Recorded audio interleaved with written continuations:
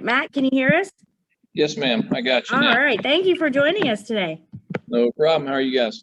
We are doing great. Before we get started, maybe give us a little bit of a quick overview. I know the one team participated in a Goodyear tire test earlier, I should say a couple months ago in advance of Nashville. Maybe just give us a quick overview of what the team is looking forward to this weekend as the NASCAR Cup Series heads to Nashville Superspeedway for the first time. Yeah, like you said, we actually got to test there twice. The first time we went there, tire wear was pretty high. They were trying to, figure out Goodyear what compound was going to make sense for the race, to be able to not completely have tires completely worn out during a fuel run. So we went back a second time for a little confirmation. It seems like obviously that Dover right side was pretty good once they were able to put some, a little bit of rosin on the track there. That seemed to be a gain. So, for us, we're just looking forward to it. You get a little bit of practice, plus we got a little bit of testing. That the Goodyear testing, you do a ton of your own work, but at least gives you a little bit of data to look through to try to get what the best sequence will be setup wise for us to unload with and make a couple adjustments and hopefully in a good spot there to qualify good and get a good race. All right, we're going to go to questions, and to kick us off, we're going to go to Kelly Crandall. Go ahead, Kelly.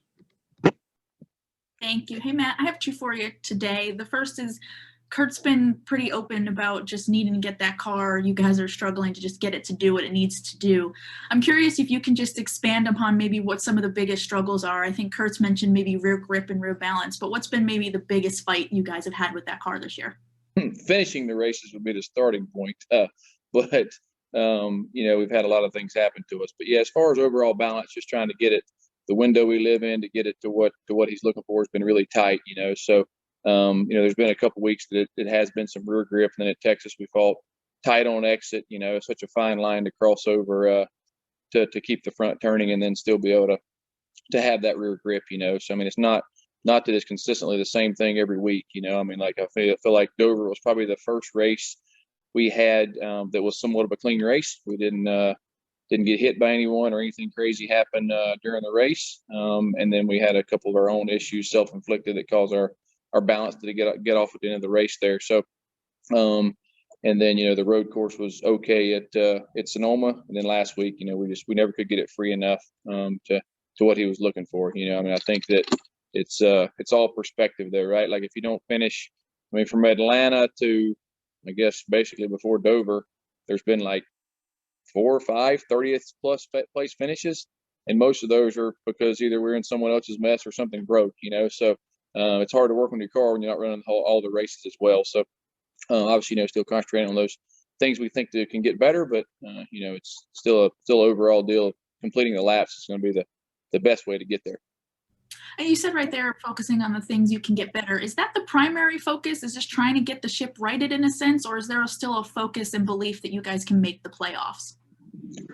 Well, for sure. You think you can make the playoffs, we wouldn't go each week, and that's what you go to do, right? You go to try and win and, put yourself on a spot. Obviously, as fast as HMS is right now, it's pretty much take the top 4 spots. So if you can get up there and get in those positions to give you a chance to win a race, that's what you're going to have to do. But, you still are every week. There's no different approach any week. That's you're working just as hard. There's not so many hours in a day that you can put in to try to keep improving.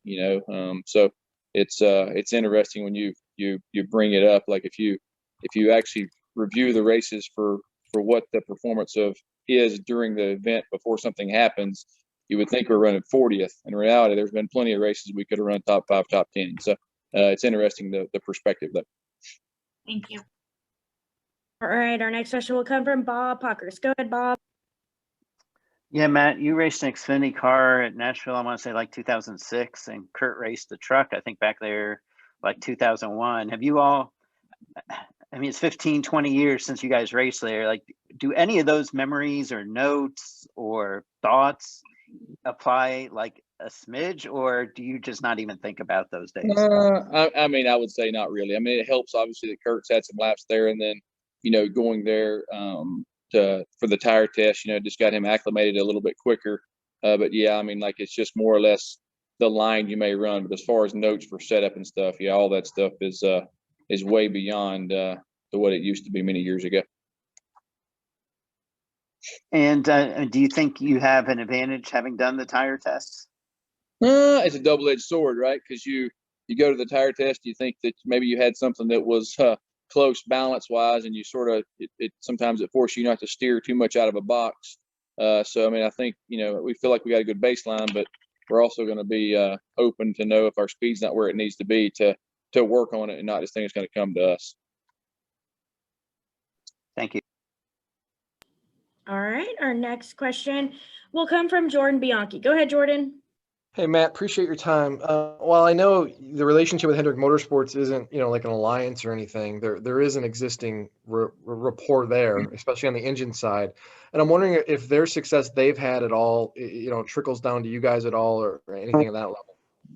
Yeah, I mean, obviously the engine stuff is the biggest thing, and transmission and gears, we get all that stuff from them. I mean, from there, it's more of working through GM if there's any stuff that's being shared there. But I mean, yeah, it's obviously their speed right now is above and beyond, and they have everything working their way. Look at the relative to last year, the gains they've been able to make, and we've not been able to make those. So we think we understand what we got to work on, but we've not been able to show that as possible results yet. So hopefully here in the next few weeks we'll better do that. Thank you very much. Yeah, buddy. All right, our next question is going to come from Marty. Go ahead, Marty. Thanks, Amanda. Matt, thanks for the time, man. I'm trying to figure out how to follow up on Bob's question because I had something similar on your Nashville experience from 2006. But just racing there back with an Xfinity Series car, I know obviously a completely different car than what we have today in Cup and Xfinity. But how is the track usually raced around Nashville? Is it usually the low groove that usually is the preferred line here? Maybe an upper groove as well? What is it like racing there?